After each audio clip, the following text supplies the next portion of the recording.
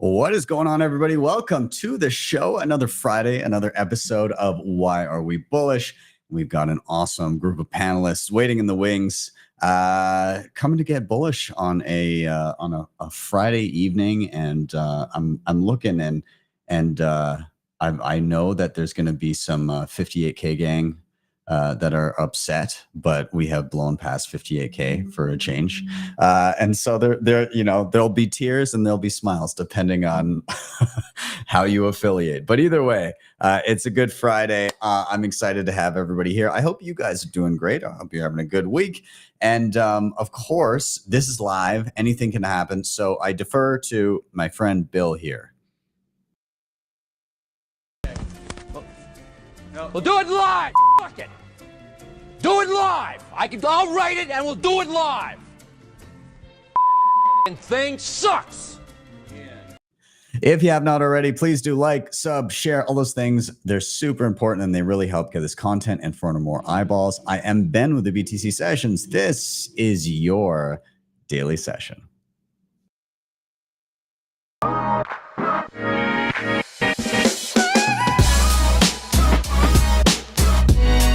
HODL the Bitcoin.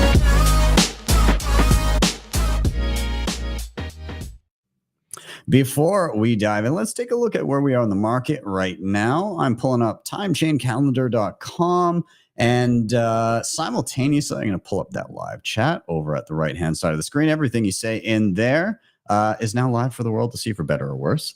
But back to Time Machine Calendar. Yes, indeed, we have escaped 58K, at least for the time being. We're sitting at $60,335 per coin. A single US dollar will snag you 1,657 sats. In terms of fees, still low, 3 sats per VByte for next block. And in terms of Bitcoin mine, 19.75 million of them. That is 94.06% of the total supply. We're going to say a quick shout out to our sponsors. We'll be back in 1 minute with our guests. See you guys in a sec.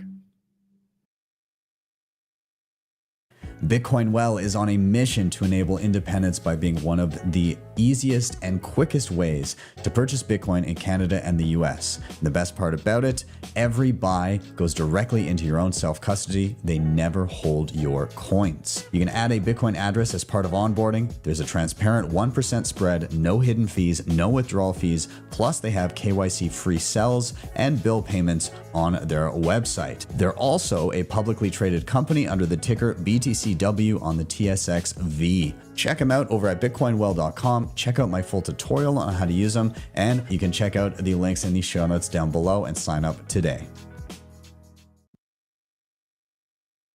When it comes to peer-to-peer trading and lending, instant self-custody, and no KYC, HODLHODL is the place to be. You can sign up with just an email address, and once you're there, you can start browsing offers immediately, whether you're looking to buy and sell, or whether you're looking to lend or borrow.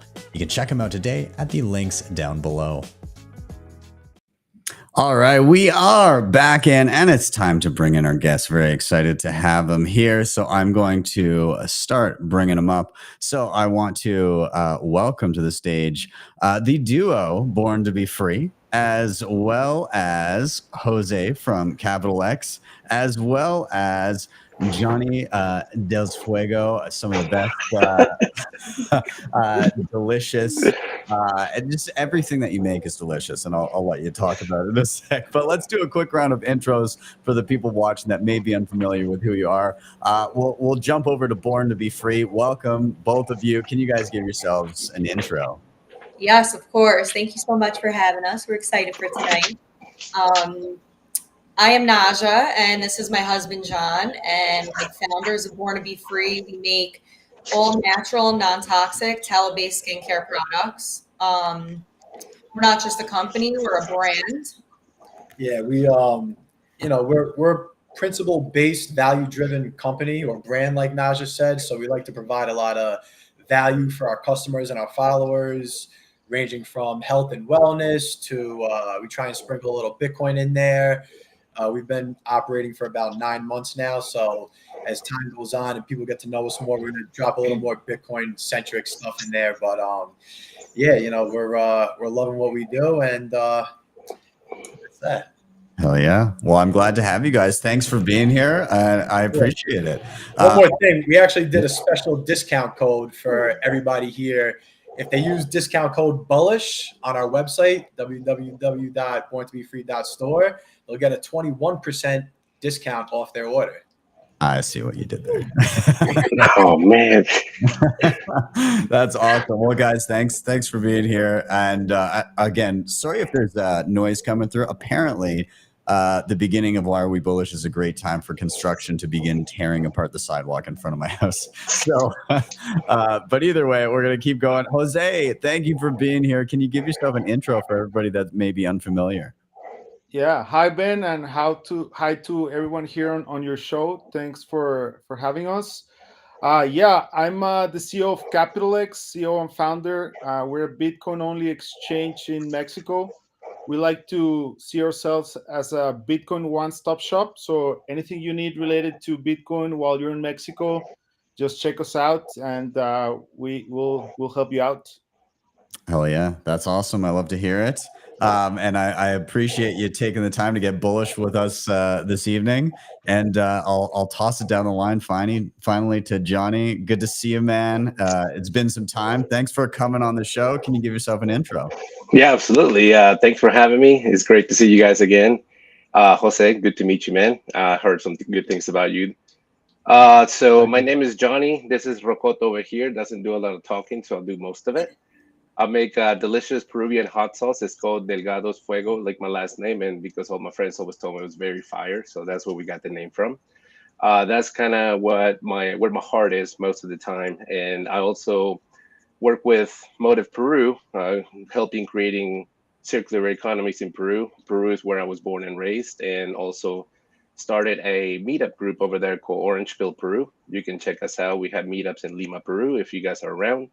And here in where I live in Charlotte, I'm part of the Bitcoin Charlotte group. And of course, we're organizing Halloween. But yeah, just a little bit of everything. Like he said, it's all delicious.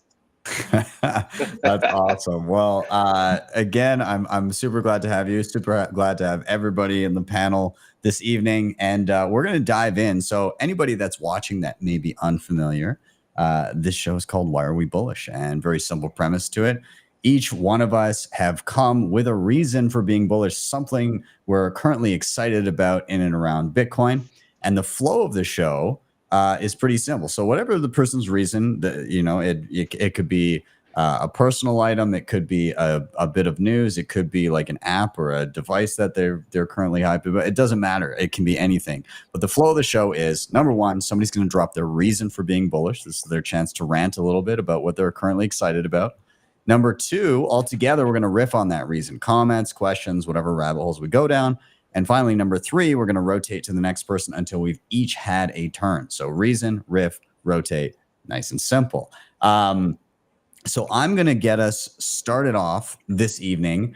And I've been kind of ranting about this the past couple of days because I just got through learning about and trying out this new thing, this new, I don't know, app, piece of software, toy that, I mean, it's something that I feel almost like I'm irrationally excited about it, but it's just like one of those things that I started using and I'm like, wow, everything's working together and I can suddenly do all the, and I've tried stringing together something like this before, but I'm gonna take you on a little journey here of, I'm gonna share my screen so that you guys can see. So this is my Start9 Bitcoin node at home. And so currently running, and I've got this cool little app that's called Alby Hub. And I just put out a tutorial on it yesterday. I did a bit of a rant on the news show on it yesterday as well. But so I guess it's a little bit of a cheat for my reason for being bullish, but I don't care. It's my show. I'll do what I want. So You're doing it live. yeah, exactly. So anyways, Alby Hub. So what is this thing? Effectively, it's a way of setting up, maintaining, connecting, and utilizing your Lightning node not just at home, but remotely, and connecting it to external apps, and just it makes your Lightning node easy to set up and also much more useful than I've found it in the past. And the reason I say that is prior I'd maybe be using something like Thunder Hub or Ride the Lightning to kind of get things set up and get Lightning channels and all that. And it can be intimidating, especially when you're looking at a couple of those interfaces. It's not the most intuitive thing. Like, it doesn't handhold you through it, and there's all these like dials and buttons. It's like if you're not a pilot and you go sit in the cockpit of a plane and you just see all of these buttons and you're like, I have no clue what the hell to even begin doing. Whereas Alby Hub, it just kind of it handholds you through it. And I won't say it's as easy, obviously, as just like using like some of the custodial Lightning wallets. And for some people, that may be totally enough for them. They just want to be able to zap a few bucks back and forth. That's totally fine. But I am a bit more of a power user, and so I have a lot of use for something like this. So Alby Hub, it basically gives you a short list of here's the things that you should do when you set this up. And it didn't take very long. It allows you to, so you have a node and it allows you to create channels. So you can go and open a channel and you just say, okay, well, how large of a channel do I want? And if you want, you can even choose like what node will open a channel with you if you want to get advanced like that, but you don't have to. But you just say, okay, I want a 1,000,000 sat channel, and you queue it up, and they'll say, okay, well, this is how much it'll cost you to get a Lightning channel for somebody to open it for you.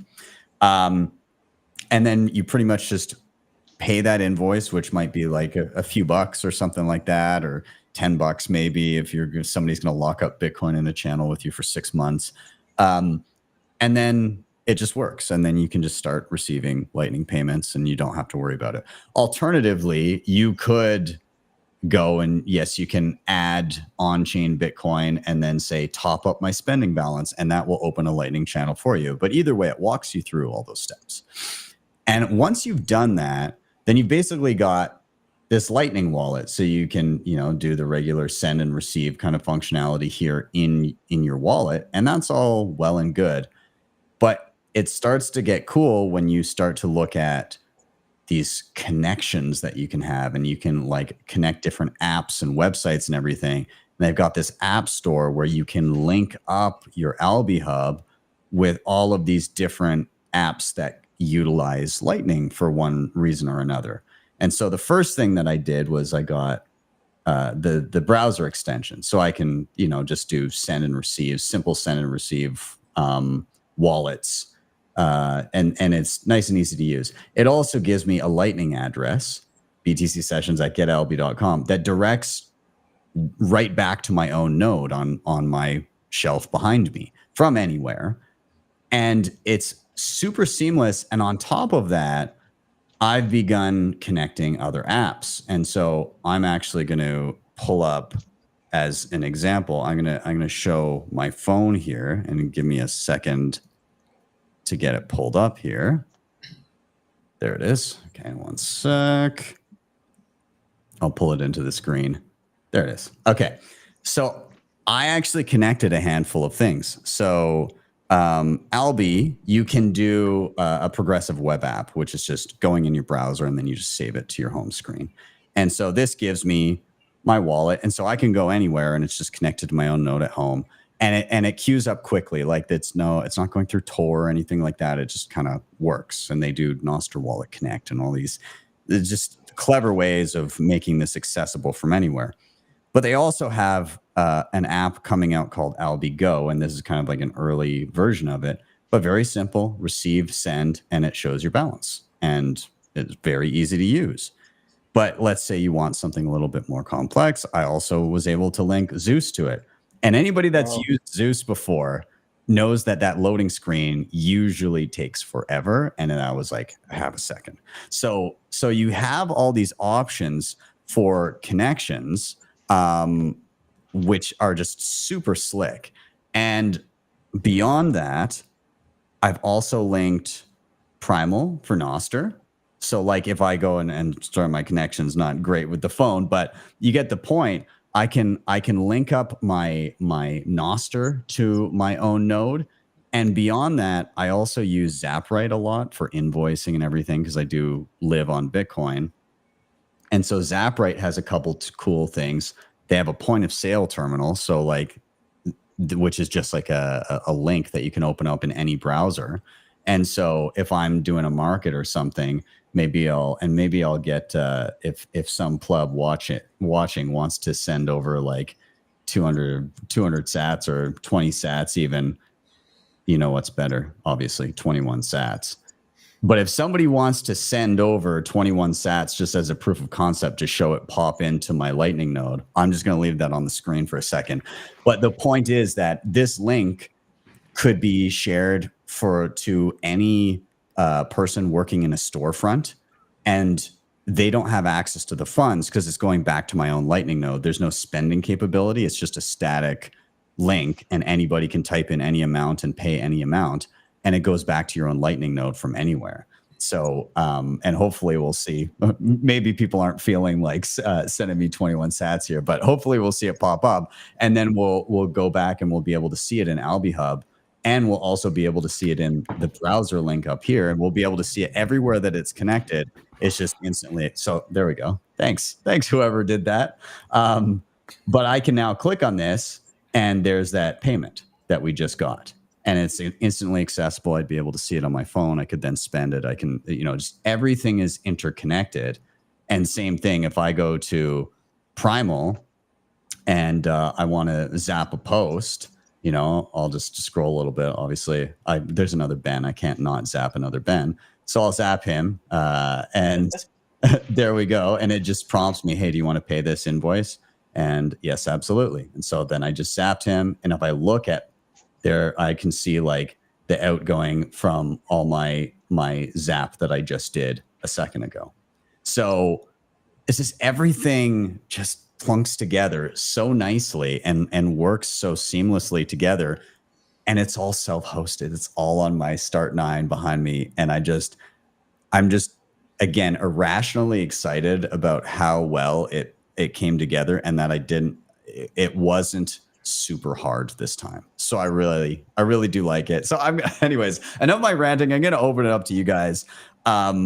I guess in general, I'd love to hear anybody's thoughts on this, but also I'd love to hear a little bit like where you are in your Bitcoin Lightning journey, like what tools you're currently using, where you'd like to get to. So whoever wants to dive in, feel free to cue it up. I can go first. Like I can talk for experience, and like what you just did, it's really hard. Like people don't realize like having your own Lightning wallet, like it's very easy if you're working on your own network, but once you go outside that network, like before that, like you really need crazy technical skills and configure your firewall and open ports, and it was like a very hard thing to do for the average person. So I'm just mind blown, like wow. I mean it really makes it just plug and play and click. Like that would actually make Lightning less decentralized. So I mean, impressive. Cheers to the Alby guys. They're really making great job. It's the nice thing is connecting those wallets that I had on my phone. It's literally you just go in and you hit add connection, and it just brings up a QR code, and it's using something in the background called Noster Wallet Connect. But you scan it, and then it's just linked. You can adjust it, like if you want to set a budget so that like you're worried, oh, I don't want to have access to my full Lightning node balance. You can set like, oh, maybe I'm only allowed to spend 100,000 sats a week on it, or something like that, or 1 million sats over the course of a month, and then it'll bump up against that. So that, but you can set it as you see fit, and you're not having to like do Tor connections, and it's not a pain in the ass. So it's quite good as you're pointing at. It was the last hurdle, the last hurdle, because before having your own node, it was difficult, but then Umbrel and then the one you just showed, like make it like a UI very simple. But then there was this hurdle to use it outside your local connection, and now they just they just make it happen. It's just crazy how technology keeps improving. Yeah. No, that helps a lot with adoption, because that's usually what we need.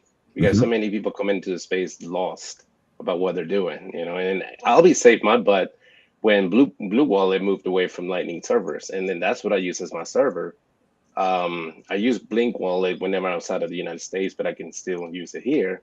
But yeah, and Alby, man, good job, guys. That was amazing. The other cool thing about it too, like you're talking about accessibility and helping people become a little bit more self-sovereign with this.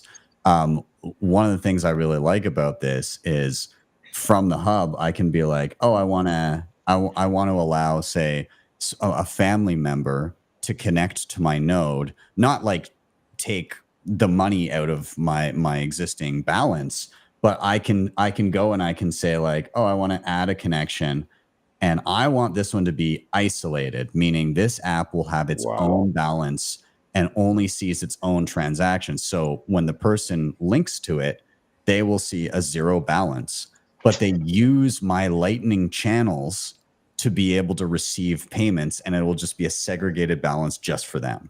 So I can like Uncle Jim my friends and family if I want through my node. So at least it becomes, they're not hosting their own node, but like they know the person who is. And I think that's super cool as well. Yeah, that looks awesome. I mean, we're not the most technical. I do run a node, but I kind of stopped at the Lightning channel part. But it's hard, man. It's hard. Like I imagine you looked at it and you're like, what the hell am I looking at? Yeah, and I was really excited when I got the node. I think it was a little over 2 years ago. I just bought my node. I have been having some issues, so I'm actually going to get a Start 9. Yeah, just because I kind of lost my patience. Nothing, it was great at that time, but I want to use all the other features that you just showed. But I tried to set it up all in the same day. Like I was so excited about my node, so I set that up. Took me a little while, and then I tried to set up the Lightning right after that, and I was like, screw this. And then I just never came back to it. I was using Blue Wallet, and then when they went away from that, I was using Phoenix. And then I just moved from Phoenix to Zeus because of the Phoenix in, we're in America. So obviously, yeah. But after all that nonsense, and then Ben, like you said, Zeus takes forever to load. So like I haven't even been using it. I'm back to using Moon, which isn't even full Lightning. So it's like, it's just frustrating. So now you actually just helped me out. I'm going to get that Start 9. I'm going to download that and continue to use my Zeus. Hell yeah, man. It's because I really like what Evan Kalutis and Zeus Wallet are doing. But yeah, when it's running a node on your own phone, again, that intro screen and like getting connected is just, it takes a while to boot up. And like, it's not an ideal experience when you're like, I'm going to use Lightning because it's quick and I can do like quick small payments and everything. And then you're sitting there like, yeah, okay, I'll buy this coffee in just a sec. Hold on. I'm just starting up. I'm booting up the Lightning node on my phone. Give me a couple minutes here. Like AOL, the dial tone when the internet first came out. Yeah, exactly. It's very much that. It's like the promise is there. It's just the headache of being the ultra early adopter, the 1% of the population, sub 1% of people that are even trying to dabble in having like a Lightning wallet on their phone and utilize Bitcoin day to day. It's just like so minimal right now. Yeah. That's why we're so early. Yeah, exactly. So what do you guys, I've got to ask currently, what are you guys using for day-to-day Lightning wallets if you are using Lightning wallets on your phone or something? Yeah. So I'm using Moon. I know it's not a real Lightning wallet. I found that out when the whole ordinal thing was happening and fees were through the roof. Right. Yeah. We were actually in El Salvador last year when that was going on. So it was a little frustrating because I was paying everybody in Bitcoin, but I had to switch to on-chain. So I was paying, just to contribute to the circular economy, I was paying crazy fees because I was too stubborn to use fiat. So I was like, all We right. didn't spend any fiat in No, El Salvador. no fiat. So Lightning wasn't working. So I was like, you know what? I'm gonna pay these fees because I'm determined to use Bitcoin. I'm here in El Salvador and I'm gonna use it. So with a situation like that, it was a little frustrating. At that time, though, I was using Phoenix, but even Phoenix wasn't able to process payments at the time. Yeah. It's been tricky. And I mean, you guys in the US, like, I mean, Wallet of Satoshi pulls out. Yeah. And so that was like the easy option for custodial. You had, again, obviously Phoenix was like, yeah, we're just not going to be in the US App Store anymore. You know, and on top of that, obviously, like, not Lightning related, but like there's the spooks around like, oh, well, we're going to shut down and arrest the samurai founders, and that spooked everybody. And you guys have been through the ringer when it comes to easy Lightning options. I mean, there's Blink as well, and they just never even were in America. They were just like, yeah, we're not going there at all. And even like I do in terms of like Lightning Wall, I really like Speed. They are a custodial option, but like it works like a charm. But like, because Speed is like worried about the US and how they're handling things, they're like, all right, only US customers, we're going to need like some sort of like ID type something, because we don't want to get slapped by the DOJ or something. And so it's like, yeah, if you're in the US, you don't have a lot of great options. So in terms of like just easy onboarding to Lightning, that doesn't require some type of trade-off. And so it's a bit of a minefield. Yeah, it's Yeah, just for crazy sure. how time flies. You know, I was in the US like 8 years ago doing my undergrad, and you know, if you tell me then that, you know, technology was going to be like somehow like interrupted or not being like able to flourish in America, I would not believe you. Like it's just crazy how things change so fast. And yeah, for me, what I use is, you know, capital X, of course, but when I want to do it in a self-sovereign way, I use Zeus connected to my wallet, and I use, I don't know if you heard about Tailscale. It's kind of like a VPN. It's pretty fast, and it works great. Yeah, that was like for like Umbrel, that's a good solution in terms of just being able, or I think that is it on my node as well? Umbrel. Okay, all right, yeah. So yeah, it's like it like makes a VPN to your node, so you don't have to go through Tor. It just does like a quick connection. So you got to have you just have like the app running in the background, and you're good to go. Definitely like a good interim solution for reliable connections. And I think Start9 is going to start to have some options in that vein. They didn't add Tailscale because it's not open source, but they're going to have some, you know, VPN type solutions coming pretty soon. So yeah. Jhonny, what did you say you were currently using? I don't know if I heard. Well, I am in the land of the free, so you know I use Coinbase. Oh yeah. No, I'm just kidding. No, I did go through a lot of them. I like to use different wallets just to mess around with it, just play around. So I use Wallet Satoshi, Phoenix, Zeus. Yeah. Whenever I went to El Salvador, I got a Salvadorian number and I downloaded Blink. Yeah. I even got Delgado's Fuego on the map until they told me, oh, we can't have it because you're in the US. Yeah. So that's the one I've been having. And unfortunately, my phone just got destroyed. So luckily, I was able to get all of my Blink funds out of there. So now I'm using Blue Wallet for now. Yeah, fair enough. And actually, Jhonny, I just saw that link. So are they open source? They are just, I think they released some of their code recently, but you need to do your own instance. But yeah, they do release some. Yeah. So maybe, okay, cool. Well, that's promising. That's good to hear. Awesome. And I want to pull up again. This makes me sad. This is another one that I forgot to mention, but Satwise brings up a good one. Mutiny Wallet, Lightning Gateway, and Fedimint was dope. And then they just like well, I won't say they rug pulled, but they basically said like, hey, we're sunsetting everything. It's just like not working out, and which is sad. You can self-host it, but like, yeah, you know, that's unfortunate. Mutiny I think that they had a good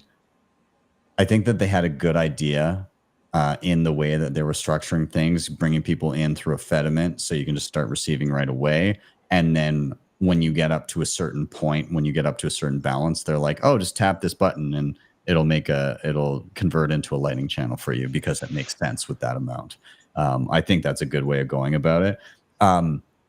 Blitz, is it Blitz Wallet? I think they're doing something like that. They're doing some weird mix between Cashew and like liquid swaps with bolts, and then full self-custody lightning channels. And depending on the increment that you are, it'll move from one to the other, which is kind of interesting.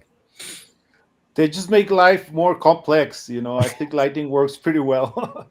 Yeah, fair enough. Awesome. Well, I'm gonna put a bow on this topic here. I was able to get that off my chest. Thank you guys for indulging me in my nerdy excitement over my Alby Hub. But with that, I'm gonna do a rotation. Born to be Free. I'm looking at you guys. I imagine you have a pair of reasons for being bullish. So I'm gonna let you navigate that on your own. Whoever wants to go first and everything, but yeah, I'll cue you up with the same question everybody's going to get. Why are you bullish? Awesome. All right. I'm going to go first. And thanks for all that information, by the way. We're going to definitely check that out. We're excited about it. Yeah. But yeah, so why am I bullish? Oh my God. So there's so many reasons why I'm bullish. And I am just as bullish as I am nervous right now to tell you guys. No, I got it. All right. So I'm going to go with this one because it hits home with me. So just a little backstory. So John and I got into Bitcoin. It was the end of 2020. So COVID times, right?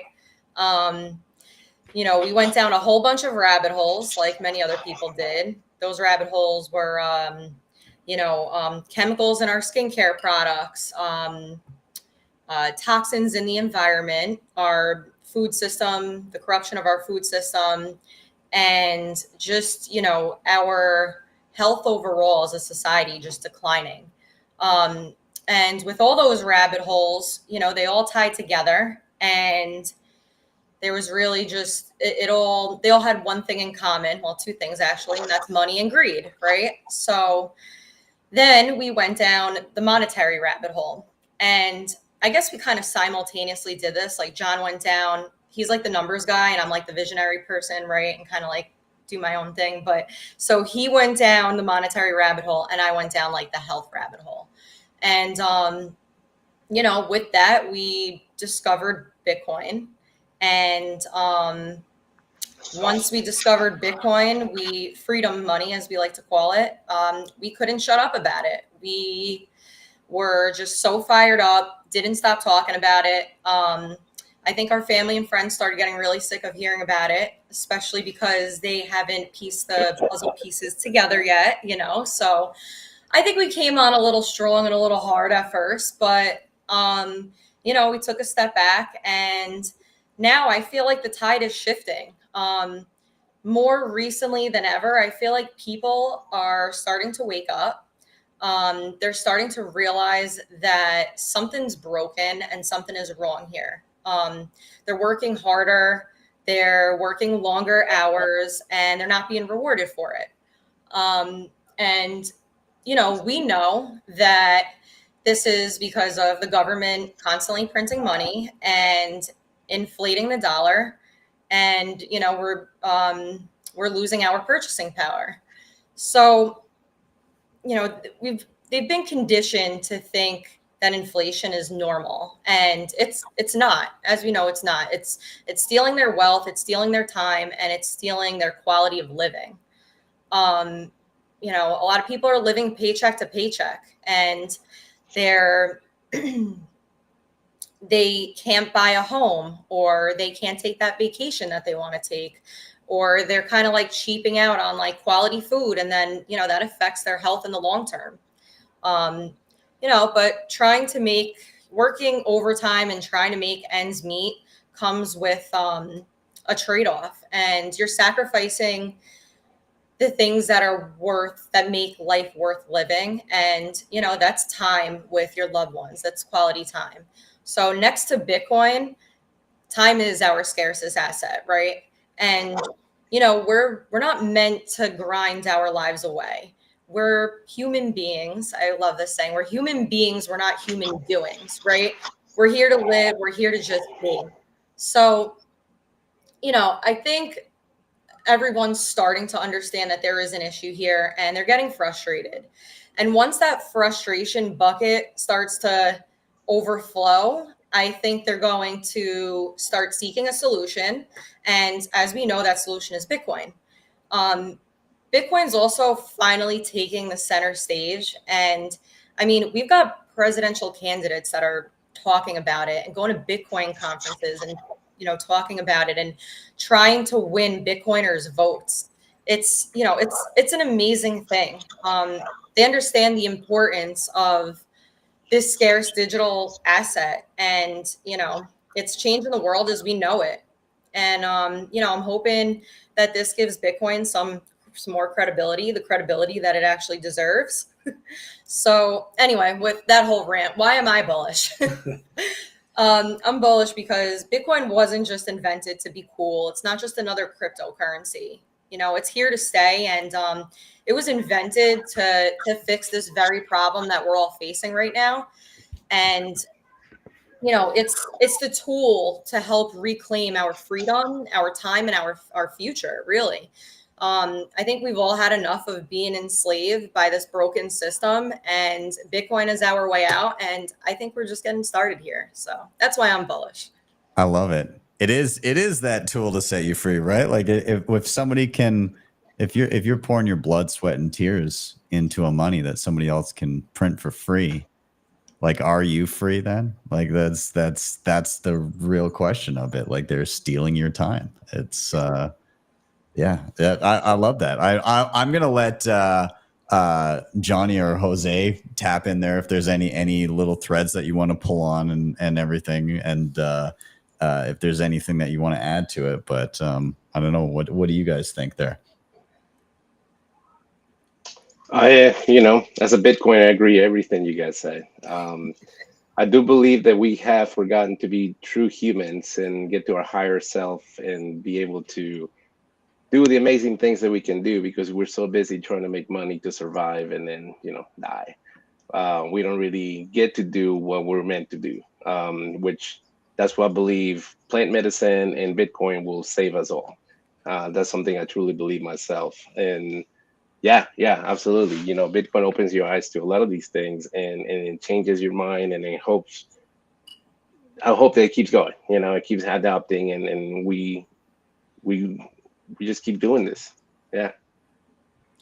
Yeah, I couldn't agree more. I think, like you said, like once that bucket starts filling out, people start looking for solutions, and Bitcoin is here to help anyone who wants to help.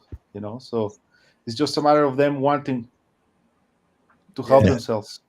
Wanting it, exactly. They have to want it. Yep. What's the saying? You can't bring the horse. You can bring the horse to the water, but you can't make it drink, right? Yeah, but you can make it thirsty. That's true.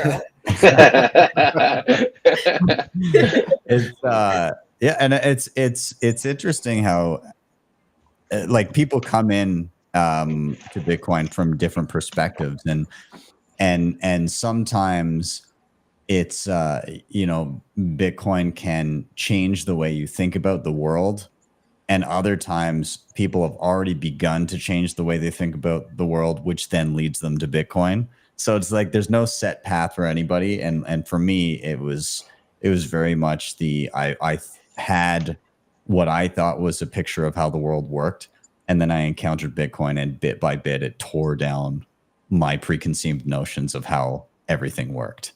And I think completely differently than I did before. I've said this before, but it's still a source of shame. Like, I voted in Justin Trudeau, back in 2015. You know, I was, you know, back in that time, like I would have been, you know, Bernie bro to the max. Like, oh yeah, let's like get even more social programs and like you know, like let's redistribute so that and UBI is a great idea. We'll just give everybody money. Doesn't that solve everything, right? Like, like that was my line of thing, because I hadn't thought any deeper of it, that like the money itself isn't the value. It's like the actual assets, and it's the actual goods and services and the hard work that people do are the actual wealth, and just adding more paper dollars doesn't make anybody wealthier. Like I just didn't understand that, so it reshaped everything for me. Right. I mean, we're programmed a certain way, and until we realize that there's another side and we started scrutinizing into what else is available, then we just followed the herd. And I mean, I've been there too. You know, I grew up in Peru, and like seeing this, how everything was there, and then moving here, I was like, okay, I see two different worlds now. So now I'm in this world in the United States, or well, America, and then I'm like, wait, there's something going on here, and then Bitcoin just helped me there, you know, along with everything else, because I'm always questioning everything. You have to. Yeah, yeah. I like to say Bitcoin is the greatest teacher, because it really, once you start studying it, you learn so much about so many different facets of what's going on. I mean, you know, I got into it, thought it was just like a stock play or something like that. And then you just start listening to podcasts, you come across one thing, you start reading books, and then you discover the Federal Reserve and money printing and bonds and debt. It's just, I mean, people are so busy working that they're not taking the time to study this, but it's so important, because it really does change your entire outlook on the world and how it functions. And it does help you think a little more clear. So once you understand it, I feel like you're better off, and you're able to make well-informed decisions on how to navigate your own personal life. Yeah, 100%. Now I want to keep it with you guys so that we can kind of do both at the same time. But I also want to like leave some room if anybody like if there's any tag-ons through this one, and you guys kind of alluded that maybe your reasons for being bullish may a little bit kind of flow into each other. So I don't want to like preemptively flow over into the next one, but unless anybody has like more tidbits that they want to add in, or you guys can move on to reason 2 for the two of you if you want. Yes. So Naj is bullish because people, at least the people close to us, it's becoming apparent that they're recognizing that there is a problem. That's why she's bullish. I'm bullish on the actual problem. So like, you know, I'm going to nerd out a little bit too. And I like to take like an economical point of view. Numbers guy, the visionary gal. Yeah. So Yeah. she's bullish that people are realizing there's a problem, and I'm bullish the problem is actually making me very bullish. And I like to always start with debt to GDP. And like my man Greg Foss always says, the U.S. is the fastest horse at the glue factory. So I'll start with them. So the U.S. debt to GDP is 125%, right? But as we all know, Bitcoin's a global asset. It's not just specific to the United States. So I really like the global debt to GDP metric, and that's around 340%. And you know, it's an insane number. And shout out to Jack Mallers, because I love his definition of money. He says that money is our energy in an abstracted form that we use to either save or exchange for goods and services, right? So the global debt to GDP metric, it shows that governments across the world, not just in the US, have been borrowing a tremendous amount of our time and energy. And the main problem is there's no growth to pay it back. So somebody has to realize that loss. And that somebody is anybody who stores their time and energy in the dollar, or pick your local fiat currency or government bonds. So those are the individuals that are going to be hurt the most. And just to kind of like hone in on the actual figures, the U.S. national debt is It's over $35.3 trillion, and it's growing rapidly, right? I mean, the annual interest payment alone is over $1 trillion. That's just one line item, $1 trillion. That's more than the defense spending. That's more than Social Security, Medicare, Medicaid, any of that. So that's compounding fast. And then again, if we zoom out, you have the global debt, which is over $315 trillion. And, you know, you could toss around these numbers, but it's really difficult for us humans to comprehend the magnitude of a billion, a million, a trillion. So I like to use this example to kind of put it in perspective. I like to use time. So 1,000,000 seconds is equivalent to about 12 days. Okay. You got 1,000,000 seconds. That's 12 days. 1 billion seconds is equivalent to 32 years, just under 32 years. It's 31 years and 8 months, but we'll just say 32 years. So you have 1,000,000 seconds, 12 days, 1 billion seconds, 32 years. That's an insane jump from 1,000,000 to 1 billion. Now, you take a trillion seconds is 31,688 years.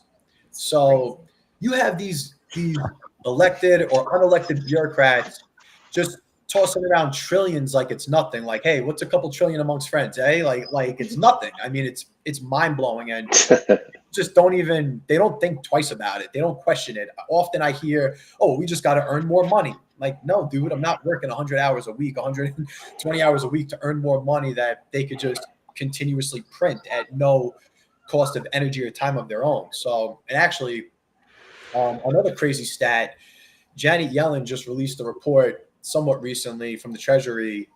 It's 450 pages, of course, so nobody reads it, but somewhere in there, there's a statistic on unfunded liabilities. And unfunded liabilities are promises that we made as a nation that we have to pay, but there's no money to pay it. Now, this is crazy, right? So it's just two programs, Medicare and Social Security. And that number is $170 trillion. So, Dude, wow. like, so now there's only one way to resolve all this, to pay all this. And we all know what it is. That's printing money. That's inflating the money supply, which in turn debases the purchasing power of those individuals that store their savings in the dollar or any fiat currency or bonds, because a 5% yield is not nearly enough to keep up with true inflation. I'm not talking about the manipulated CPI metric. I'm talking about beachfront real estate, ribeye steaks. Like, go put that in the basket and come back to me and tell me if you think it's 5%. It's more like 10% compounded over the last 100 years since the Federal Reserve was incepted. So, I mean, it's obvious why I'm bullish, because when they print money, when the government's central banks print money and the M2 money supply expands and there's global liquidity coming into the market, we all know what Bitcoin does. It appreciates aggressively. So, man, I'm hyped up. That's why I'm bullish. We'll go all day, guys.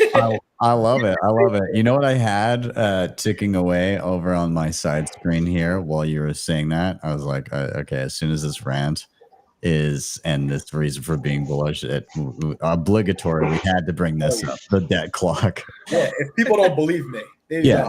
So like I just looked it up. The median income in the US as of 2024, and this is median, not average, but the median income is $80,000 a year. And if you look up here at the US national debt, literally like, and there's somebody's yearly income. There's somebody's yearly income. Like, it's literally like every a second and a half, 2 seconds, 3 seconds, something like that. It's just the median household, or the median income is just like spent and just gone. And it's not slowing down, right? Like it's crazy. And you look at some of these numbers, like again, like Medicare, Medicaid, all that, like it's unbelievable. This is such a great website too. It's just, and there's no way that the human brain can comprehend these numbers. Like they're like, as you said, it's just, we hear million, billion, and trillion and just treat them relatively the same. But like $1 trillion is just so astronomically high that it's inconceivable to most of us, like, well, to everybody. Like, your brain just can't wrap your head around a number like that.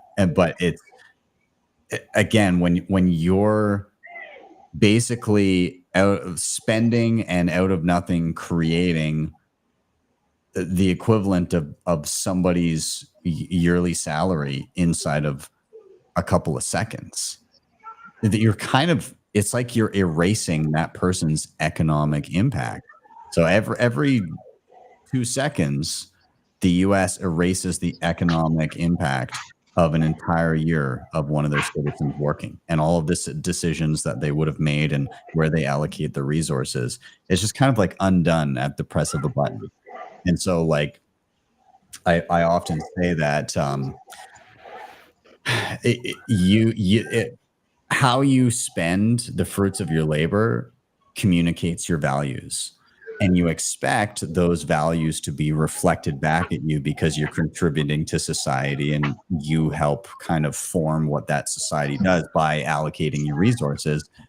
But again, if that's undone by the government and their money printing, your values are diluted and no longer reflected back to you in kind, in terms of like how much you've contributed. And so I think when you don't see that, when your values aren't reflected back at you through the society you're living in and contributing to, then you begin to lose those values and your values degrade. So like I think it undermines the moral fabric of society, and makes people get to that nihilistic place where they're like, well, why do I bother? Why do I contribute? Why do I do anything? I'm just gonna figure out how to, siphon away value from this system because that's what it's doing to me. I think that's the net effect. But I'm curious to hear Jose and Jhonny and what they have to say about it too.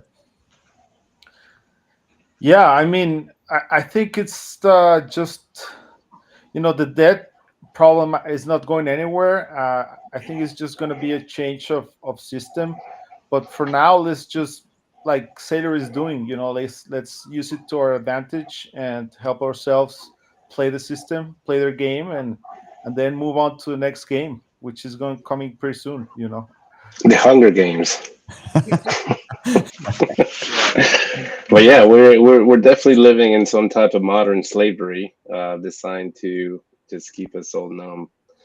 Because yeah, look at those numbers. Doesn't really mean a lot to a lot of people until you really look into them. But even then, like you said, it takes so long for 1 trillion seconds. Yeah, I can't compete that. I don't understand that. There's that much money out there that we owe, and we're supposed to pay over $100,000 each one of us. Like, when do they come to collect? Yeah, and like, something that Naj said, and why she was bullish, that people are conditioned to believe that prices are just supposed to go up, right? Like the infamous 2% target of the Fed, just 2%, which is compounding every year, that they just steal from our purchasing power, our time and energy. And I love Jeff Booth's point of view on this with technology is deflationary, right? Like, I mean, how is it that you could purchase a home in the early 1900s for, on average, I think it was $2,500. And today in 2024, it's on average $400,000. Now, it's easier to build a house. You use less manpower because we have tools and technology. It's easier to actually gather the materials. And to top it all off, the houses today are built like shit in comparison to the houses in the early 1900s. So not only are we paying exponentially more, we're getting a garbage product for a lot more money when we should actually be paying less than $2,500 for a house. And then people will say, oh, well, wages kept up, wages increased too. But no, wages did not increase at the rate that the cost of living increased. I mean, we should be reaping the benefits. And by we, I mean all of humanity, of technology. Technological innovation is something that we do as a civilization together. And that's why I love Bitcoin because Bitcoin not only protects us from the corruption of government overspending, but it also allows us to reap the benefits of technological innovation that we, the humans, because governments don't produce shit, we produce everything that we produce. So, you know, that's something too, that we've been conditioned to just think, oh, well, prices just are supposed to go up because that's the way it is. No. Yeah. It kind of makes you wonder, had we not been sitting through a fiat currency, had we actually had sound money for the past number of decades, like what kind of incentives, like on top of the fact that yeah, you would then basically give access to the, I mean, the reason that we see such a wealth gap is because the wealth and the assets are it's much easier to have them concentrate into the hands of a few. And the technological benefits are, it's easy to kind of siphon those off when you can be closer to the money spigot. I wonder how incentives would have aligned and what types of technological leaps forward we would have made with properly incentivized money, right? Like right now it's build the cheapest, crappiest thing and just pump it out so that you can, you know, earn some money and then, you know, get some hard assets. And everybody is getting by buying cheaper and lower quality products and food and everything. But what if everything was just getting better and cheaper all the time? And so people began to actually more carefully decide on where they're going to allocate the fruits of their labor. And like, what other things could we have allocated time and effort to? What leaps forward in innovation? What incredible things could we have accomplished if everybody actually had the time and the means to put their skills to the test in areas and like propel us into the future, rather than like, okay, how are we gonna figure out how to scrape something together so that we can put some food on the table for our kids? Yeah, I mean, just look what they did on the Renaissance. You know, you know, it was like way back, and look what they built, and you know, and look what we built. You know, it's like buildings in New York. It's like 40 years since they built them, and they're falling apart. And then you go to Italy, and there's like 2,000-year buildings, and you're like, what? You know, it's just crazy. It's crazy. We'll probably be building things that 1,000 years from now, people will be like, hey, that was aliens. They did that. Yeah. And Ben, to touch on what you were just saying, right? I think about often, just think about the amount of intellectual capital that we lost to the fiat system, right? Like how many doctors, scientists, engineers, architects went to Wall Street because that's where the money was, to play around with Excel spreadsheets and numbers that doesn't produce any value to propel society forward, right? How many of the smartest individuals went that route instead of following their passion to become an architect or an inventor, or, you know, be like an Elon Musk or somebody like that? I mean, I think about that all the time. It has to be tens of millions of people that went that route instead of going with their passion, and how much we lost as a society because of that. It's frustrating. 100%. I'm just going to jump off of you too and what Ben said, but like, you know, we are just so disconnected too. Like we're just so disconnected with ourselves, with nature, especially. Like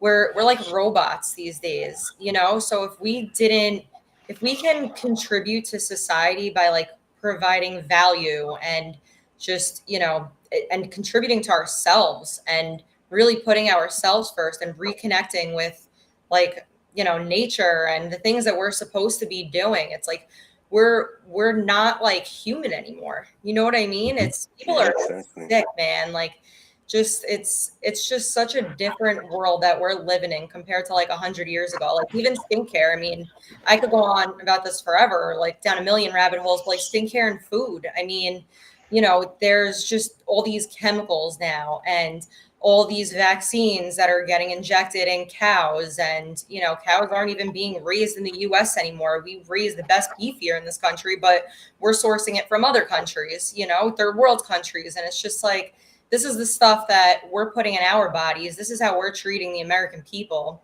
And it's just, that's like not the way that it's supposed to be. We could be flourishing and thriving in so many other ways, but because of money, being devalued, it's broken money, broken system. The bad incentives.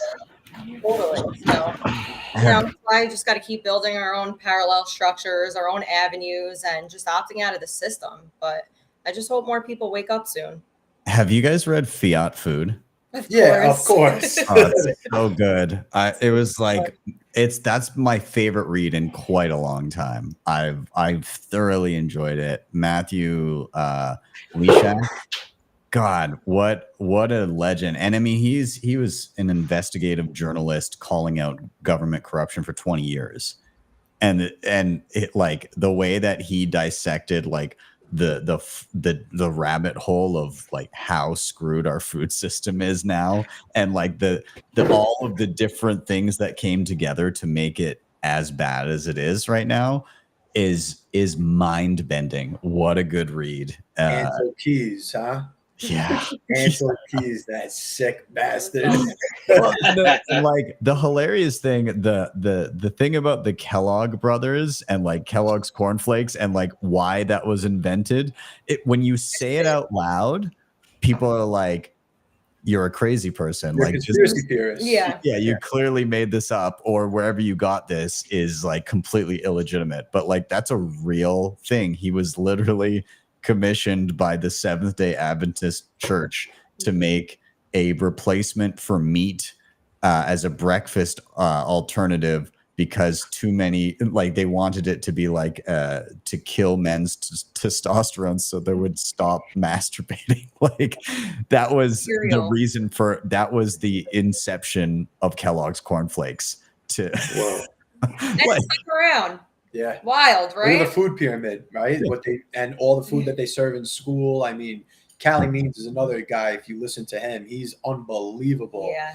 All over the space, just calling out the corruption. I mean, but that's the thing. It's since COVID, things have turned around, and COVID did one of two things. You could have either just been a part of the herd and put your head down, put your mask on, yes sir, yes ma'am, do as you're told, or you went the other way. You started asking questions and you started building and seeking out parallel structures, and became woke, or you woke up. Yeah, it was like one or the other. That's fair. Yeah. Awesome. Well, I love that. And again, I think both reasons for being bullish complemented each other perfectly. So I appreciate didn't that. plan that at all, I swear. Well, that's awesome. Well, I'll put a bow on that set of reasons for being bullish, and we are going to do another rotation. Before we do, I'm going to do our final shout out to sponsors, and we're also going to give away some sats. So if people in the audience have their Lightning wallets on the ready, one person will end up snagging some sats as soon as we come back. So we'll do our quick shout outs here, and we will be back momentarily. So I'll see you guys in just a sec. Speed Wallet is a Bitcoin Lightning wallet built with simplicity in mind. Spend and receive with ease, claim your own Lightning address, shop your favorite gift cards, and even earn rewards when you spend. Head over to speed.app to download the app on your mobile or desktop today, and use the link down below to get 5,000 sats for free and have the chance to win even more. Keeper is a mobile Bitcoin application for managing and securing your funds for the long term. You can set up hot wallets for day-to-day spending or create digital vaults for deep cold storage. They also offer assisted multisig options as well as inheritance planning. And on top of that, Keeper boasts a long list of support for Bitcoin hardware, longer than I've seen for any other mobile application.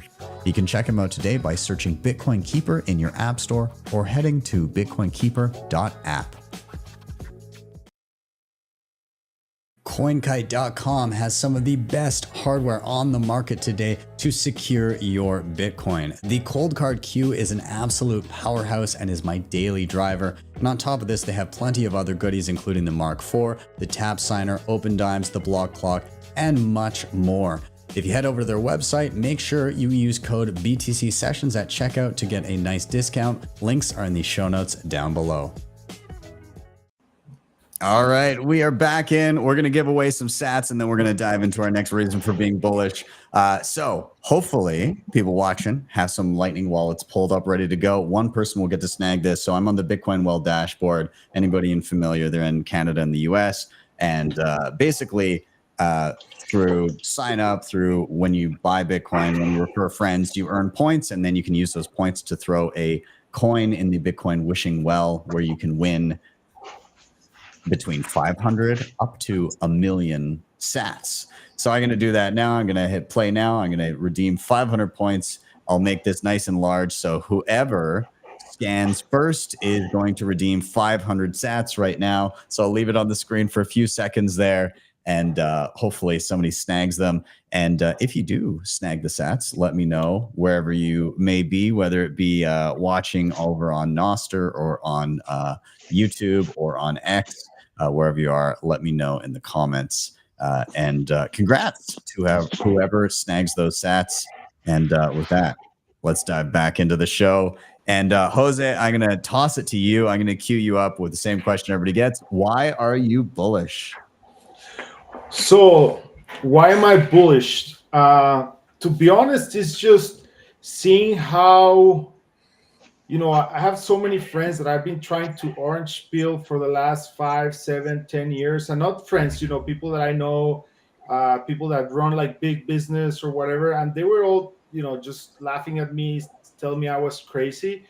But then all of a sudden, like you guys said, after COVID, I think people started awakening a little bit. And I think in this last year, I've seen a huge awakening in the people. People are realizing and are seeing, the problems out there. And I'm seeing a lot of networks develop, because networks teach each other the technology, all the information. So before I was isolated in Mexico, and there were very few people in Mexico in Bitcoin, but now they're all over the place. Everywhere I go, and there's communities. No, it's not one isolated guys. There's communities everywhere, and they're just for me, I'm here in Europe, and I'm just looking at the big cathedrals and everything we've built. It's I have a lot of faith in humanity. I think we are impressive beings, and it's just a matter of having the right tools and the right incentives to build very inspiring things. And now we have Bitcoin, so now it's just a matter of people finding it, knowing how to use it properly. But I'm just impressed on seeing the communities develop and the technology, because without the technology it's very hard. What you were showing right now, Ben, the being able to hook up your Lightning wallet to someone that you trust. I've been trying to build something like that, but I don't have the time, and I've been trying to talk to people so they can build something like that, and then out of the blue is built. So I think sometimes I just think imagine in the .com bubble there were no smartphones, there was no Wi-Fi, there was no 4G, 3G. So, and they were already very excited. So I think we are in that point in time where we're very excited in Bitcoin, but we have no idea what's coming, So I'm really bullish on humanity, and I'm bullish on people because they're awakening, and I'm seeing all these networks develop. And I think it's going to be like they say, it's slowly and then suddenly, we just have to have the technology ready. But I think we're 99% down that way. So I'm pretty excited to be honest. I love the community aspect of things. And you're so right, where you're starting to see just pockets of people everywhere, like meetups, circular economies, events, conferences, all of these different things are just, I remember my early days in Bitcoin, and there was like one podcast about Bitcoin, and I'd be like, I would wait for it every week and be like, oh, thank God, I can listen to somebody talk about this cool thing that I'm super excited about. And that was like the only one that I could listen to. And then it gradually, there started to be more content. There started to be, and then like meeting the first Bitcoiner that I ever met. And there's just like a few people in my city that would hang out, and there's like some general awareness. And now it's like, I can regularly, like, all my friends are Bitcoiners, like all my like closest friends are Bitcoiners. Now you're famous. Which is, yeah, if you had told me that my job would be to chat about something that I love and to teach people about something that I love and create videos on the internet about something that I love, and that was a job, I would have called you crazy. And like now it's like, oh yeah, you know, I get to meet all these incredible people. I get to have these amazing, like this, I'm at work right now. Like that's crazy. That's crazy. I get to hang out with you guys and talk about Bitcoin, and that's my job. And it's I'm so happy about that. But you're right. Like the communities, like people hunger for it when they latch on and they understand, begin to see like how important this is going to be. They need to share it with somebody else, and so that's where we're seeing all these meetups and all these groups, and like there's you know, of course there's El Zonte, but like there's all these different places popping up, and you see, and you can go online and see like all of these communities around the globe. It's wild. It's so wild, and it continues to grow. Like we're still in the early innings, and it's just everywhere. And I'm really curious, like with Jhonny and both of the our born to be free couple here. Like you guys must see it in your communities as well. Yeah. Go ahead, Jhonny. Well, I don't want to step on my reason to be bullish, but I think we're already there. So, wait, if you want to, if it ties in, then I think we may as well like complement the reasons together, because the community aspect of it, like if it works together, let's make that happen then. That's what community is, right? Yeah, let's go. Well, I mean, yeah, that's my reason to be bullish in one word is community. You know, and ever since I got into the Bitcoin rabbit hole back in 2016, I did all of this by myself, and I made all the mistakes. And back then, 2017, the communities that I saw online, because I never met anybody in person in the Bitcoin world until later on in life, were not really what I was looking for. You know, it's just like everybody's just money hungry, and everybody's looking for to get ahead of the other person and whatnot. And not until 2020, 2021, when I found people that were in person talking about Bitcoin and started going to meetups with Bitcoin Charlotte. Shout out to Jacob there. But yeah, and that's where I started meeting like-minded people and then talking to them and then form a better community. And then I started traveling, and that's when I just started the same thing in Peru. And we started Orange Pill Peru after many, many years of trying to find just Bitcoiners without going into the shitcoin hole. And finally did it, you know, and then going to El Salvador, going to Mexico. And by the way, my Viva Bitcoin people, I'm not Tony, but I've been asked if I was Tony Delgado before, so I just want to shout out that. But yeah, you know, community is growing so much now, and then everybody's very helpful. Adopt and Build Bitcoin was by far my favorite conference that I've been to with Bitcoin, and just because you have a lot of people from all over the world just seeking how we can help each other. This is what we're doing, and that's what I love when I found Motive Peru. It's like, that's where I'm from, you know, that's where my heart is. I was born and raised in Lima, and finding Motive Peru was like, hey, let me find these guys, talk to them, and see how we can work together to just keep this going.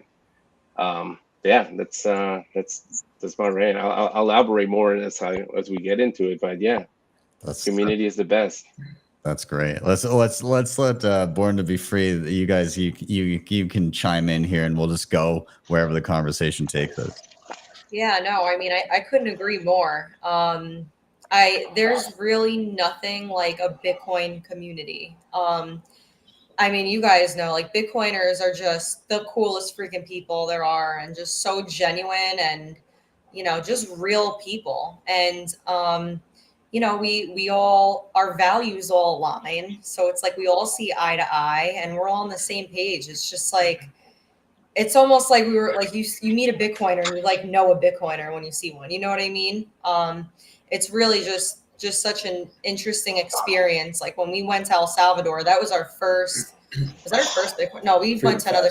Freedom Fest was our first, but El Zante was just like, I mean, there's Bitcoiners everywhere, and I'm like, these are like the coolest freaking people I've ever met in my life. Like, just so nice. I was like devastated when we had to leave, because I felt like I was like leaving family behind. It's just crazy, that connection that you feel with them, and they're just really, really real people. And I love Bitcoiners. I really freaking do. And I honestly believe that the Bitcoiner network or community has some of the smartest individuals in the world. 100%. So, like, to Jose, brain magnet. Yeah.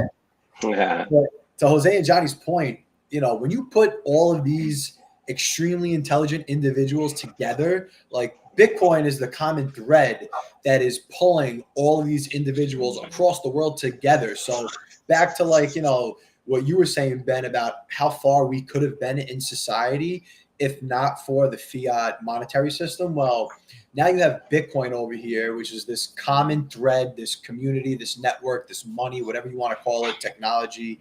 And it's bringing all of these smart individuals together. And, there's no ceiling to where this thing could go, because now, 2 brains are better than 1, and 4 brains are better than 2, and on and on and on. So, like, who knows where this train could go? And it's just so exciting. Yeah. For me, it's just crazy to see how, it's beautiful to see how the incentives align, and you can see it when you meet with other Bitcoiners. You see the incentives in action, where we come from different backgrounds, different cultures, different everything, like even different values and whatnot. But the incentives make us all work together for a common thing. Like, I was in La Paz for a Bitcoin event, which I didn't have a clue how big it was going to be. It was in Mexico, so I had to be there. But I was just blown away by the people I met, and then how we all started to working together. I met Amanda, who is very active. She's very active on the comments, and the Viva Bitcoin team, and that's actually how I got in touch with you, Ben. So it's just amazing to see how the network just start expanding pretty fast. And now, I learned there's communities in Guadalajara, in Merida, like everywhere in Mexico, and everyone working for the same team, and that's crazy to see. Like, even we were at this university and where we're trying to like implement this Bitcoin course, and I met with the guys at public university, so you might imagine, they're always looking for money and stuff because they're from the government. So we're gonna give you all this, and we're gonna pay for everything. And the guy was like, "And what's the catch? Like, where are you gonna make money?" And he's like, he couldn't believe that we were doing this for free. And I was like, "Yeah, that's Bitcoin for you right there." He was like, "You need to tell me how are you gonna win, because otherwise I'm not gonna allow this to happen, because I know there's a catch." I was like, "Well, I own Bitcoin, so that's how I win. I'm just gonna bring more people to the market. That's gonna increase the price, and that's how I win. But I also help them, and they help me." So it was just, sometimes people think it's too good to be true, but it literally is. Yeah. It's again, it's you're incentivized. I think us as Bitcoiners, we're all incentivized. Yes, to orange pill in general, but to bring people that bring value to Bitcoin, right?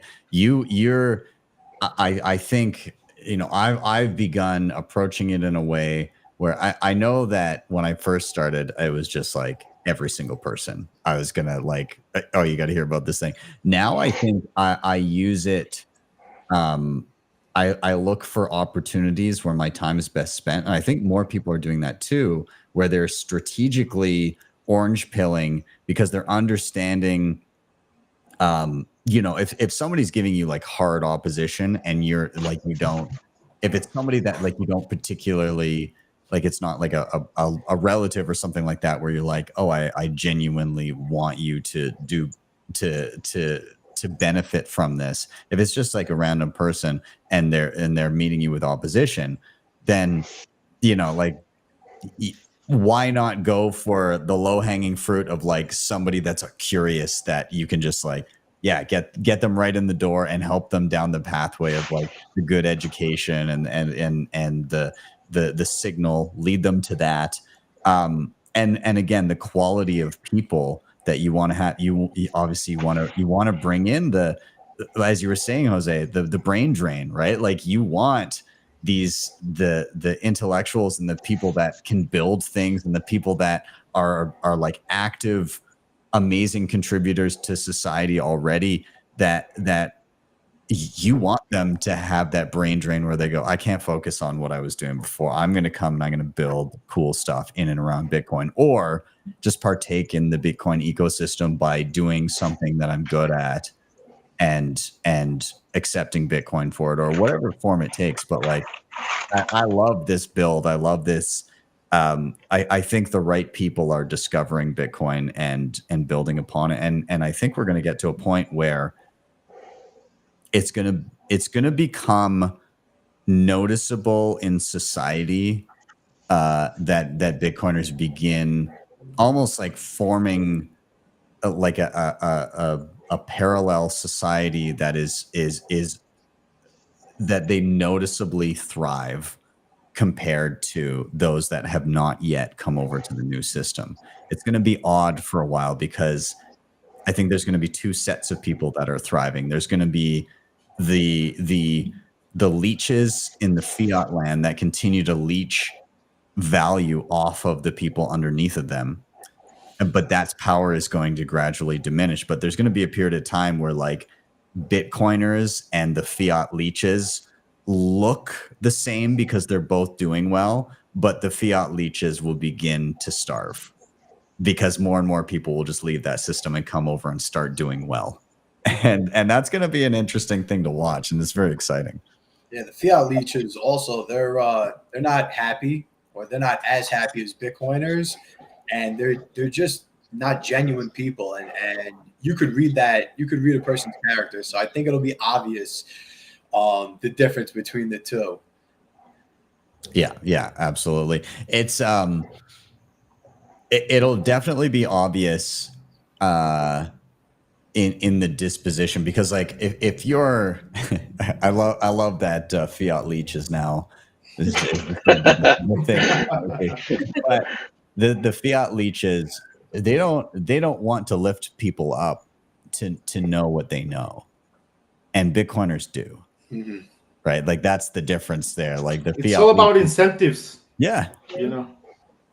Yeah, and one, if you elevate somebody to your level in that leech game, well, they're now drinking your milkshake.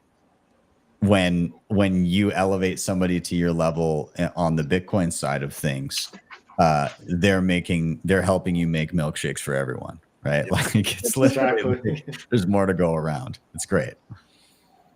Yeah, you know, I always say that even for the fiat leeches, like even for them, the Bitcoin system is better, because who wants to be wealthy around homelessness, around like people in South America? Like you can be very wealthy, but you cannot enjoy your wealth because you go outside and they're going to rob you, they're going to kidnap you. So why would you want to live like that? Like even if you change to this system, you already have money, but everyone around you is going to be better. So I think it's better for everyone, even for them. They just don't know it yet, and hopefully it's gonna, you know, whatever, everybody gets into Bitcoin at the price they deserve, you know. Yeah.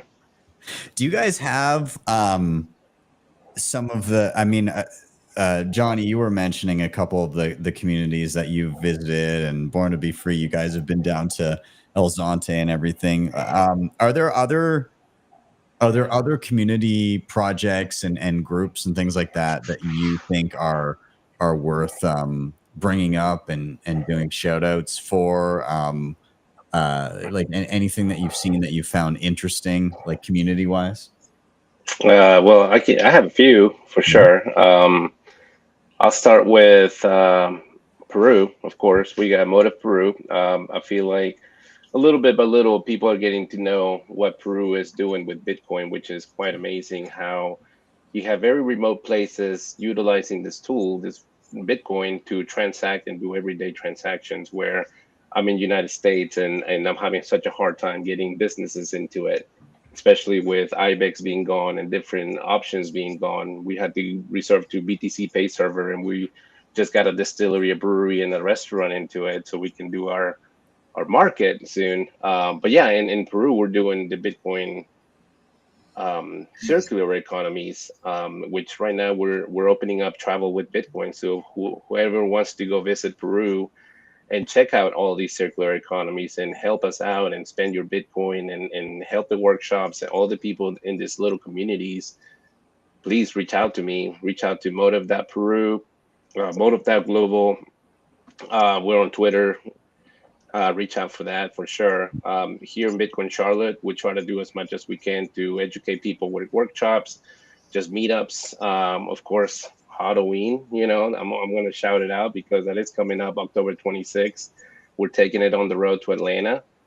So hopefully I see you guys there. We enjoy having a good time as far as in the Bitcoin community. I feel like we're always working hard, but we also have to play hard, right? And that's kind of what the mind fell is that as Bitcoin, his birthday was October 31st. So that's what we celebrated as Halloween. So come and dress up as your favorite Satoshi Nakamoto costume and have a good time with us. In Mexico, as Jose mentioned, Amanda, Tony Delgado, everybody is initiating something good in Mexico. I went to visit there not too long ago. Like Isabella is doing the school with Mi Primer Bitcoin and Isa Mujeres. That was great. There's a couple of communities being formed over there, and there's some that I didn't get to see because they're on the other side of Mexico that I was not in. Argentina, I met a lot of the guys during the Bitcoin conference, and they have the Bitcoineta, where they have different vehicles all over in Africa, in Argentina, and El Salvador. I'm sure some of you that have been to El Salvador have seen the Volkswagen van. That's one of the Bitcoinetas that they have available. Maybe soon we'll have one in Peru as well. The team that's doing the Bitcoin Medellin, a Bitcoin only conference here coming up in January 17th. So that's exciting. It excites me a lot because I want to do my own in Peru soon. So in the next 2 years, guys, we're going to be there. We're going to make it happen. Bitcoin only though, because there's some happening there, but they're all, they got you alpaca coins and all these other coins out there that we don't know anything about. We were at the Bitcoin conference in Nashville on a table with the Bitcoin meetups. And one of the big organizations that are coming about as far as community goes is Atlantis. I'm not sure if you guys heard about that, but there's some of us ambassadors all over the world. We have a couple in Peru, here in Charlotte, and different big cities, and helping people to have a go-to hub as far as trying to see how the Bitcoin community is developing in different places, different cities all over the world. Which is great, because sometimes it's hard to find your people in different places when you're traveling. I have a friend of mine that met in El Salvador now is doing his trek all over America. So I'm giving him all the community members to hit up to see where he can go, where he can talk to somebody. The guys in Costa Rica are great, Guatemala, there's so many things. And of course, I talk about America because I've never been outside of America. I've been up and down, central, south, and middle. But that's all I know. There's so many exciting projects going on, and yeah, I'm very bullish about everything that's happening in the community in Bitcoin. That's great. Again, I love when people take initiative, and if they don't have something locally, they just build it. I got to give a shout out to Satwise here in the chat. He said that there it is. Okay. Said I'm kicking off the first Northeastern Pennsylvania Scranton Wilkes-Barre Regional Bitcoin Meetup on Saturday the 21st at an excellent restaurant that I orange pilled. And this is the stuff that I love to see, where it's like hey, I want there to be a meetup.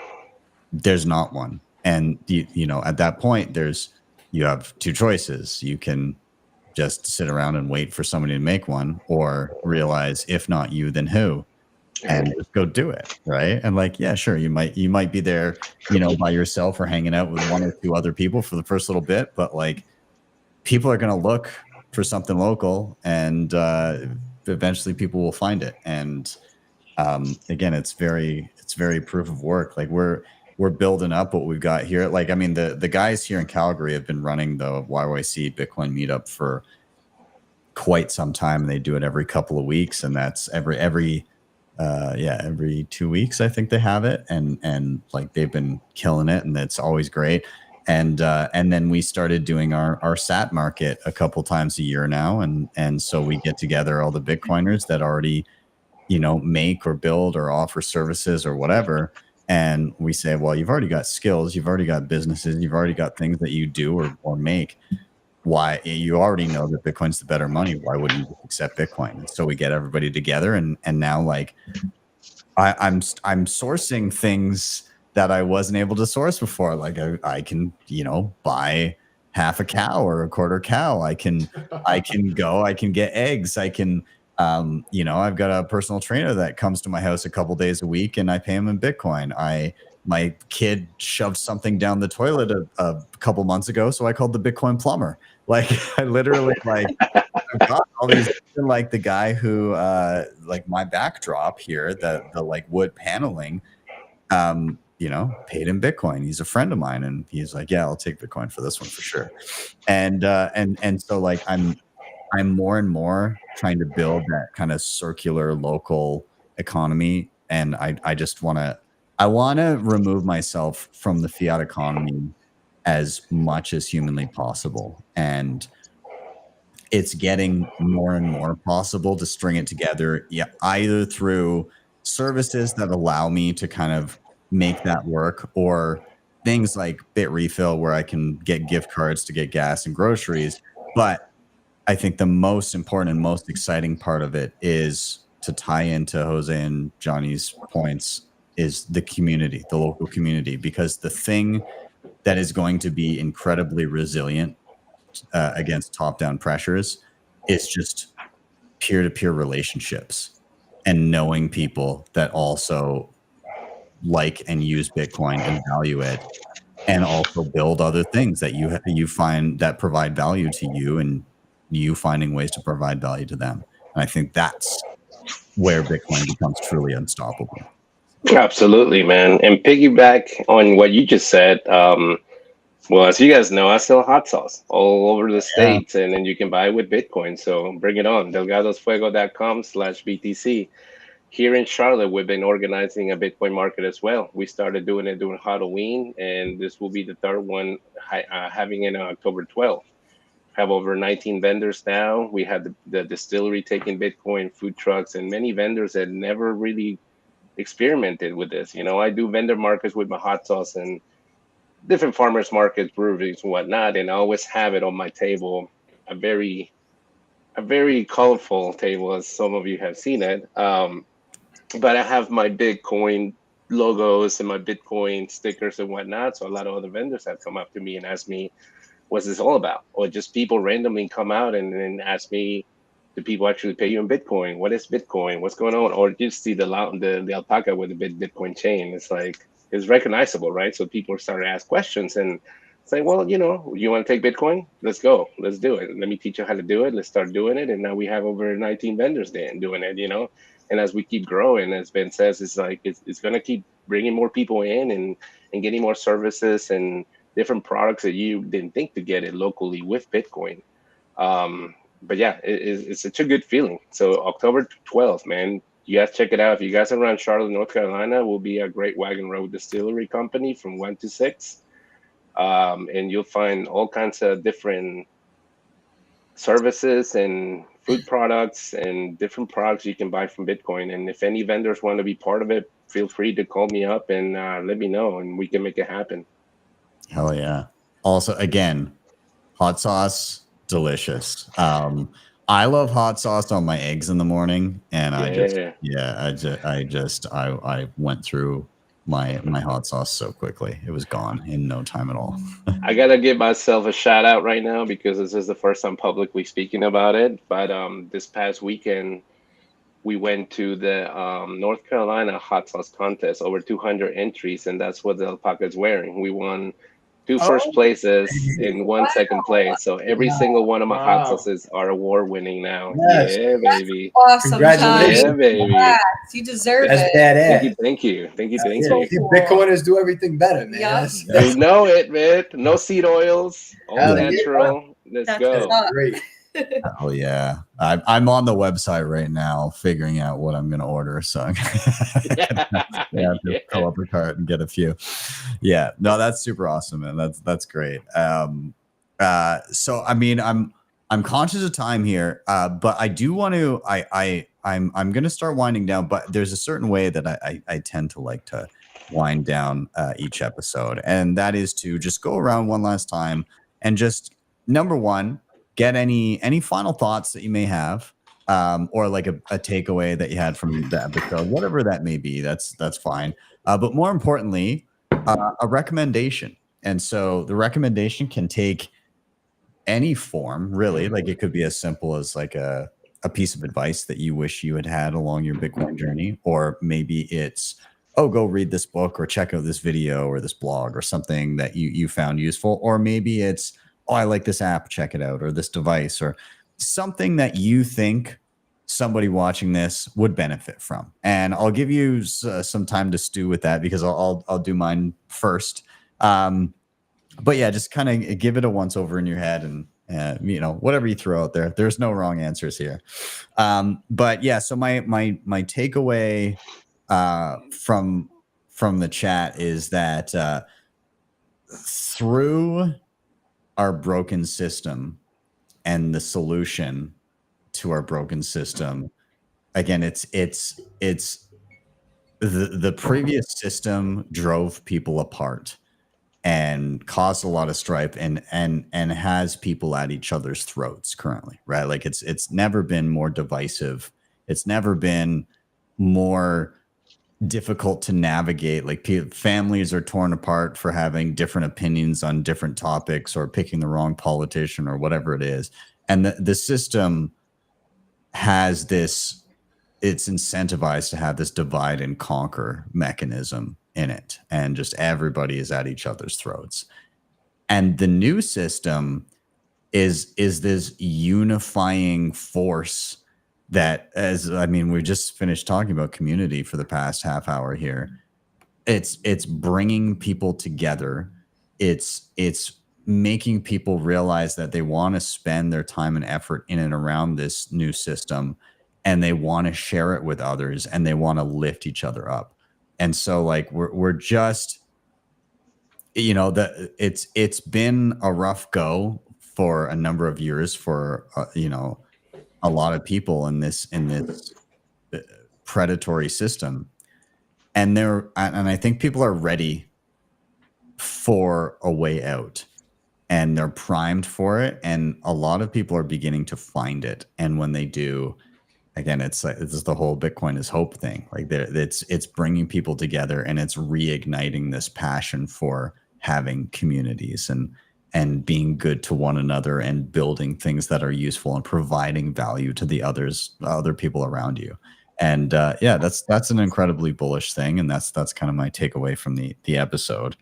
And then in terms of recommendations, I'm going to say you got to check out Alby Hub. It's so cool. And I'll say play around with that, but also test linking it to Zaprite, because that's pretty sweet. And then you have a little point of sale that links to your own node, and I think that's super cool. So anyways, that's my recommendation. I'll give it one last plug. There's a tutorial on it. You can find it on the channel. But with that, let's toss it to Born to Be Free, whoever wants to go first.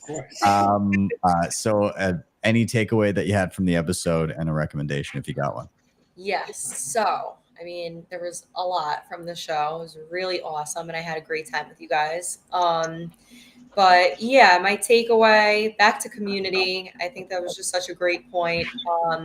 Community and just contributing to the circular economy and building parallel structures. Like we've really, thinking about it, like same thing that you said, Ben. We've really opted out of the system, and I think that's like step one. When you come to that realization that there's a lot of issues going on here and you go down these rabbit holes, you have to just the first thing you have to do is opt out one way or another. And for us, like our entry point for people is skincare, right? So we sell toxic free skincare, no chemicals, no BS.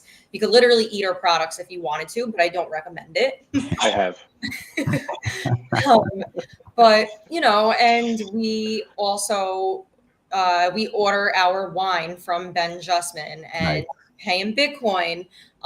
We order through, shout out to the Beef Initiative also, all regeneratively raised beef. We only purchase our meat from them. Satoshi Coffee, our peeps, they were also at the conference. I mean, just freaking great people, man. And, could pay in Bitcoin. They have amazing coffee. You got Jhonny Fuego over here. I mean, it's for your hot sauce. So who else am I missing? Oh, and we orange pilled our we have a local farm that we order like our produce from. So not our meat. Our meat's strictly Beef Initiative, but Eggs and raw milk. Eggs, raw milk. It's called Utter Milk. They're right out of New Jersey, right next door to us, and they deliver every Thursday night. And I mean, we orange pilled this guy. He used to only take cash, and he's Egyptian. Yeah, he's from Egypt, so it was easy to orange pill him. Yeah. He does not have financial privilege, as Alex Gladstein would say. So it's very easy to orange pill an Egyptian. And, and he's getting it, and he's getting excited. And when it's going up, he's like, guys, look at this. Like every time he comes to our door, it's so cool. Like seeing somebody so excited about it that is really just learning and just getting into it. And it's rewarding for us because I'm like, wow, like we turned this guy on to this and look how happy he is, and we could change his life. You never know. So I guess my advice was definitely building your own parallel structures. Take one step. You can't do it all at once, but start with one thing.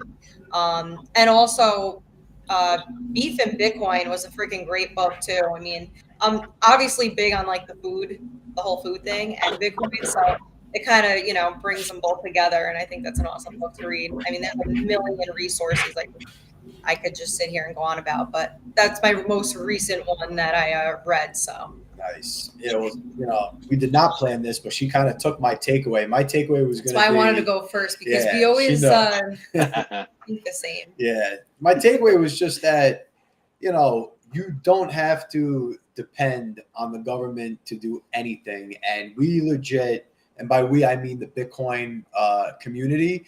We literally have our entire parallel structure right here. Like Naja said, our food, our condiments, the best hot sauce, award-winning wine, coffee, skincare, anything you need. I pay for my my newsletters on Substack with Bitcoin. So your education, all the books that we have on our bookshelf. I mean, you could get everything except for taxes, which you could pay in fiat, but anything else you could pay in Bitcoin. So Bitcoiners are literally building this parallel structure that just, where you won't be dependent upon anybody, any fiat leeches or anyone in the fiat economy. We could just be over here doing our own thing.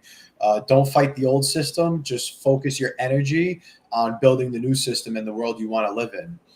And my advice would be to just really educate yourself in whatever manner suits you, whether it's podcasts or books or audio or going to meetups and speaking with people, because when you have conviction, the volatility does not shake you at all. I mean, funny story, the day of the FTX blow up, that was our wedding day, 11/11/2022. We're in Mexico getting married. I'm getting myself together. Friends are texting me because, I got in the end of 2020, but early 2021 when we were already pumping pretty hard. I DCA'd, but everything I earned, everything I had was going into Bitcoin. So my friends are like, yo, you okay? You see what's going on? 15,000. I'm like, dude, I'm trying to buy more over This here. is great. I'm going over my vows. I'm like sweating. You know, in Mexico, it's hot. I see 15,000. I'm excited, you know, and all my friends are nervous for me. And I'm like, yo, what are you talking about? Like, I'm getting married today. Bitcoin's 15,000. Like, I mean, this is going to age tremendously. So when you have that conviction, like, I mean, this is my second, Peter McCormick calls it like a tour of duty. So I'm entering my second tour of duty. And these price swings are nothing, man. 75,000 to 48,000 or whatever the heck it is. Like, and that's all just because I've educated myself so much. I know what I own and I have the utmost conviction. So I've never sold a sat. I only spend and replace. And that's my biggest advice. Just get as much education as possible. It's gonna help you out on your journey. Hell yeah. I love that. Again, you're absolutely right. If you've been through a cycle and you understand what you own, again, you watch these swings, go, huh? Yeah, great. Oh, sweet. Or great. I've got an invoice coming in. It just dipped. Fantastic. Love it. Yeah. I actually get frustrated when it pumps so much. I'm like, oh man, because it doesn't make a difference in your day-to-day life. Like if it's at 75,000 or 48,000, life is still the same, or 100,000, whatever, So it's like I'm just trying to accumulate as much as possible for as little fiat as possible. Yeah. Well, and again, if you live by there's a very simple formula: create value for others, spend less than you earn, and save in money that can't be printed by anybody. And there you go, save in Bitcoin and you're good to go. Or if you're already earning Bitcoin, then it's just create value, spend less than you earn. And that's pretty much the whole, that's a cheat code for life, is just do those couple of things and you're good to go. But yeah, fully agree. Awesome. Well, Jose, I'm going to toss it to you. And same thing, if you have any final thoughts or takeaway, and if you have a recommendation for people to check out, feel free. Wait, really quick, I have a question because I'm trying to drop a link for Robert here for Satoshi Coffee. How do I do that?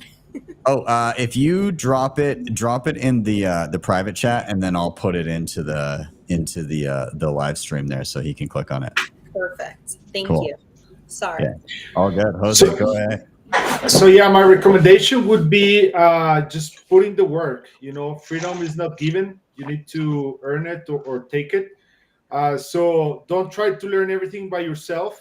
Don't try to do everything alone. The community has been growing, so take advantage of that.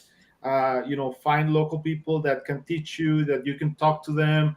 I think that's going to make your journey pretty fast. And to that point, we're building the Bitcoin Association in Mexico. We're trying to copy what El Salvador just did, where we put all these vendors together. So people in Mexico or people that are visiting, they can just go to one website and they can see everywhere. They can go in Mexico, where the communities are, reach to people. So just kind of make it easy for people or the community to reach each other, because sometimes Twitter can be too wide of a spread. So we're just trying to narrow it down to a country. So yeah, that's my advice. It's educate yourself and use the community to learn faster. Hell yeah. Great advice. I fully agree. Again, I feel like I got to stand on the shoulders of giants because a lot of people did a lot of the learning for me before I got to come along. And now there's been so many incredible people that have contributed to great resources for people to level up. After multiple Bitcoin epochs, there's so much out there, and put in the work. A lot of it's been done for you. You just need to be hungry enough to consume it. So yeah, awesome. And Jhonny, I'm going to toss it to you finally as well. Any big takeaways from the episode and any recommendations? Go ahead. Well, at the end of the day, what excites me the most about Bitcoin is not like the technology, but it's how it empowers everybody, individuals everywhere in the financial features, building communities. That's pretty much what I'm bullish on, and my recommendation with all of this would be go to your local meetups, create your local meetups, come to our Bitcoin market October 12th, come to Halloween and party with us. Oh yes, That's awesome. It's a great party, by the way. I had the pleasure of attending one in 2022, I think. Yeah. In a Yeah. I couple think, of yeah. years. Yeah. 2 years ago. Damn. Yeah. Well, I want to say a big thank you to all of you for joining the stream and getting bullish with me on a Friday evening. I really do appreciate it. I had a blast. And everybody watching, make sure you dip into the show notes and give everybody here a follow so that you can see what they're up to and all the stuff that they're doing. And yeah, I guess with that, I'll wrap it and I'll say thanks everybody for coming, and all of you are welcome back anytime. Thank you, Ben. Ben, guys. thank you so much. This was awesome. Guys, it was so good seeing you, Jhonny, and nice meeting you. Yeah. Keep up the good work, guys. Thank you. You Absolutely. too. Fruitful Hopefully we'll work. meet up soon one of these days. Awesome. All right. See you guys. Have a good Friday evening. I'll talk to you later. All right. You too. Thanks. Bye-bye. Bye. Bye, guys. Awesome. And everybody watching, thank you for being here. Thank you for joining in. I want to say a big thank you to everybody that watched the stream in the various locations it was being streamed to. We had over 3,000 people tune in and check out the episode over the course, and I'm sure we'll see more over time. I want to give a shout out to, first off, I want to give a big shout out to all the nostriches that have been watching this over on zap.stream. It's really cool to see everybody in there, and I'm working in ways to figure out how to get that live chat up there as well. I also want to give a big shout out to everybody in the live chat on YouTube. You guys kick ass. I love seeing you there and bringing in all your comments and everything. Really do appreciate it. And everybody over on X as well. Much appreciated to have you guys here. Of course, again, give everybody that was on the show a follow. We have links for them down below. If you want to help the show in another way, you can hit up the previously mentioned sponsors there in these show notes. And finally, if you've been perusing the channel, you've been checking out the tutorials and leveling up, maybe you've hit a snag and you need some additional one-on-one attention, somebody to walk you through something. Well, I encourage you to reach out to my incredible team over at Bitcoin Mentor. We've aggregated just top-notch Bitcoin educators there, and they can help you walk through just about anything. So if you're setting up wallets, you're dealing with hardware, trying to figure out how to use your first, for instance, cold card queue, which I love, or if you're figuring out multisig, or maybe you're running a node for the first time, or trying to figure out Lightning or Alby Hub, or even like some hobbyist home mining, they can help you through it. They can walk you through all the steps and get whatever you're doing up to snuff. So don't be a Bitcoin Luddite. Don't stand still. Always be learning. And whether that's through the free tutorials on the channel or whether you need some one-on-one help, go get it done, and never stop learning. Anyways, with that, I am out. Have yourselves a wonderful day or evening, wherever you may be. I'll see you guys next time for your daily session. Cheers, guys.